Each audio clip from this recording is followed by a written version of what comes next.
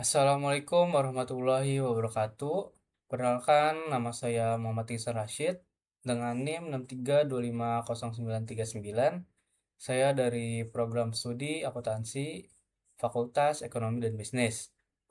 Pada video kali ini, saya akan mempresentasikan hasil analisis mendalam mengenai kaidah kebahasaan seorang tokoh publik guna memenuhi indikator penilaian tugas mandiri 3.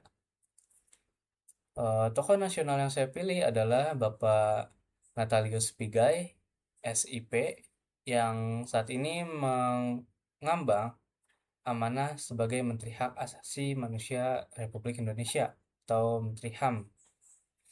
Adapun sumber data primer yang saya gunakan adalah rekaman video pidato kebangsaan beliau yang diunggah di platform YouTube dengan nama channel Tribun Bengkulu, untuk judulnya yaitu Full Pidato Singapodium, Menteri HAM Natalius Pigai menggebu-gebu, banjir kata I love you. Eh, Lalu untuk tautan videonya akan saya taruh di akhir video serta dengan thumbnailnya.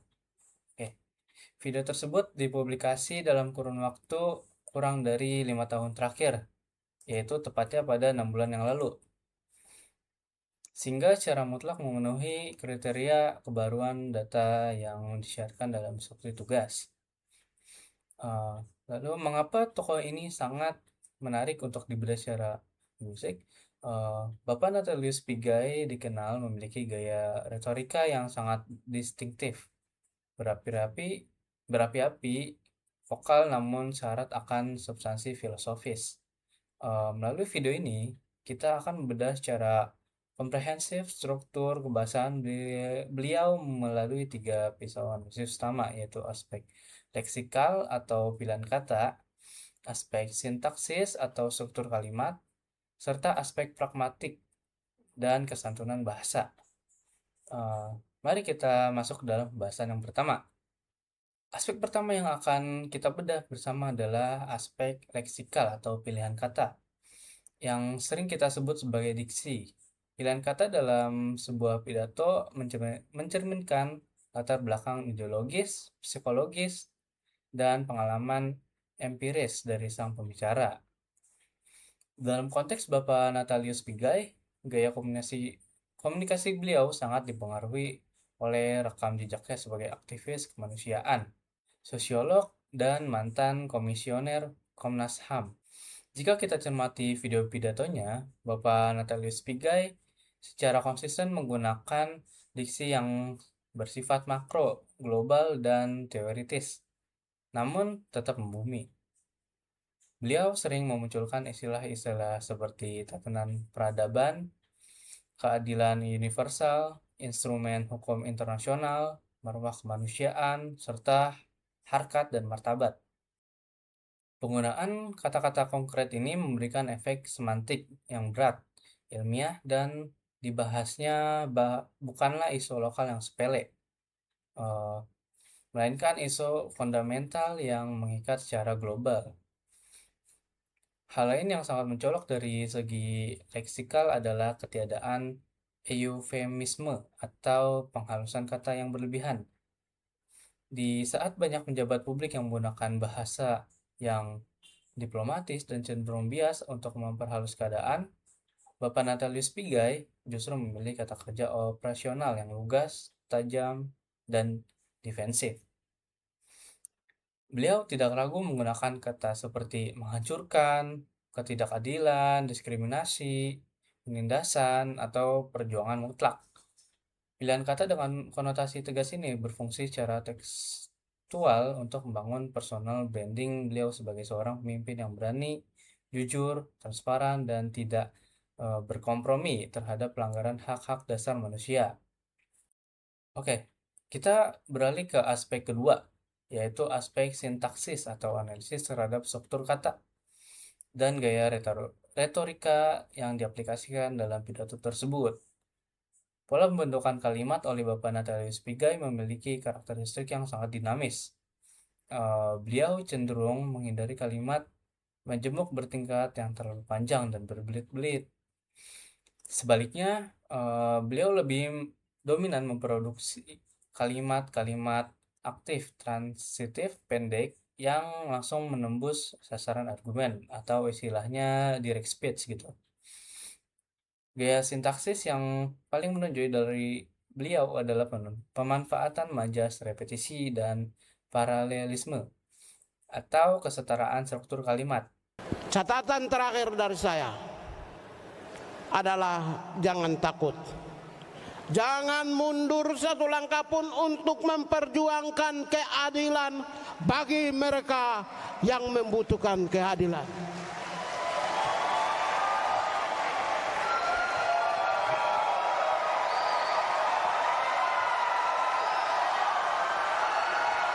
Jangan pernah takut dan jangan pernah mundur untuk memperjuangkan keadilan dan kemanusiaan. Dalam retorika modern, teknik ini digunakan untuk menanamkan ide secara mendalam ke dalam alam bawah sadar pendengar. Sebagai contoh, eh, dalam salah satu segmen pidatonya, beliau sering mengulang klausa di awal kalimat secara berturut-turut untuk menyatakan komitmen kementeriannya. Pengolahan kata atau frasa secara beruntun ini menciptakan efek ritme yang menyerupai ketukan yang secara psikologis, linguistik mampu melipat gandakan energi, menegaskan urgensi pesan, dan membakar semangat audiensi di dalam ruangan. Selain repetisi, beliau juga sangat mahir menggunakan teknik pertentangan atau majas antitesis. Beliau kerap menyandingkan dua realita yang kontras dalam satu kesatuan struktur kalimat. Misalnya membandingkan antara kekayaan sumber daya dan dengan kemiskinan struktural, atau membandingkan antara megahnya regulasi hukum dengan lemahnya implementasi di lapangan. Struktur sintaksis yang kontradiktif ini sengaja dipilih untuk menggugah nalar kritis audiensi, sehingga pidato beliau tidak terkesan sebagai laporan birokrasi yang menjemukan, melainkan sebuah orasi ilmiah yang solutif. Oke, aspek yang ketiga yang tidak kalah penting untuk kita kaji adalah aspek pragmatif, fungsi komunikatif, serta kesantunan berbahasa. Jika kita hanya melihat potongan-potongan video pendek di media sosial seperti Shorts atau dari Instagram Reels atau TikTok gitu, mungkin kita akan mengira bahwa gaya bahasa Bapak Natalius Pigai selalu tegang dan konfrontatif. Namun, melalui video analisis utuh ini, kita menemukan fakta pragmatik yang sangat menarik. Bapak Natalius Pigai adalah seorang orator yang sangat kontekstual dan adaptif terhadap psikologis massa.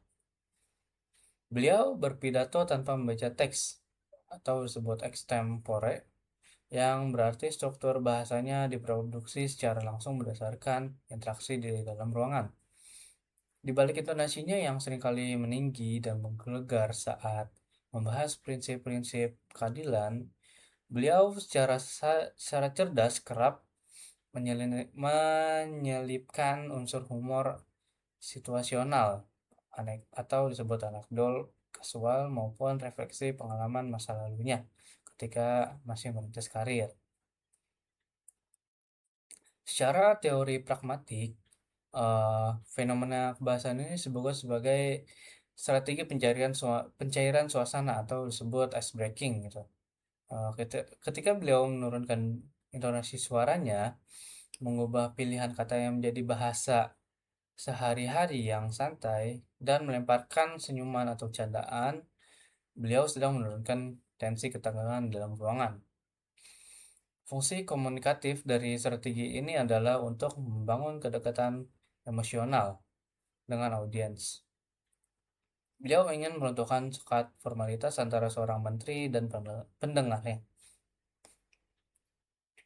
Kombinasi antara ketegasan prinsipal di satu sisi dan keluasan humor di sisi lain menunjukkan bahwa beliau memiliki kecerdasan komunikasi yang tinggi, mampu menjaga perhatian audiensi dari menit awal hingga menit akhir tanpa memicu rasa bosan.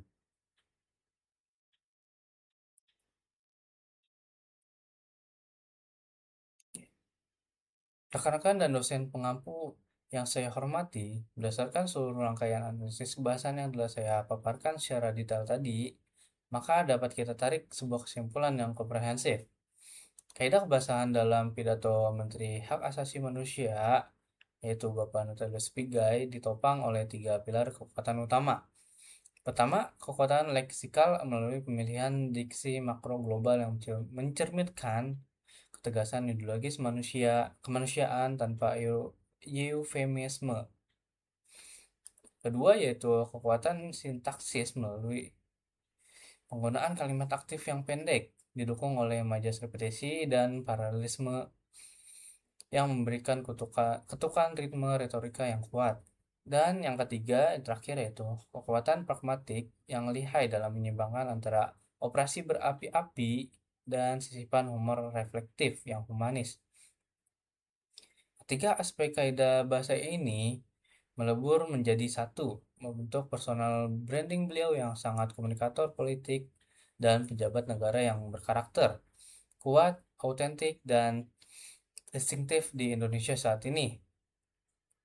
Oke, demikianlah presentasi video analisis kaidah kebahasaan tokoh untuk memenuhi tugas mandiri 3 ini saya sampaikan. Saya menyadari sepenuhnya bahwa analisis ini masih jauh dari kesempurnaan. Oleh karena itu, kritik, saran, dan masukan membangun dari dosen menghapus rekan-rekan sekalian akan sangat saya apresiasi demi perbaikan saya di masa depan gitu. Terima kasih atas segala perhatiannya. Mohon maaf yang sebesar-besarnya atas segala kekeliruan kata atau teknis video selama video ini berlangsung. Oke, sampai jumpa. Selamat salam sejahtera untuk kita semua dan sampai jumpa. Untuk link videonya ada di sini dan ini adalah untuk thumbnail ya.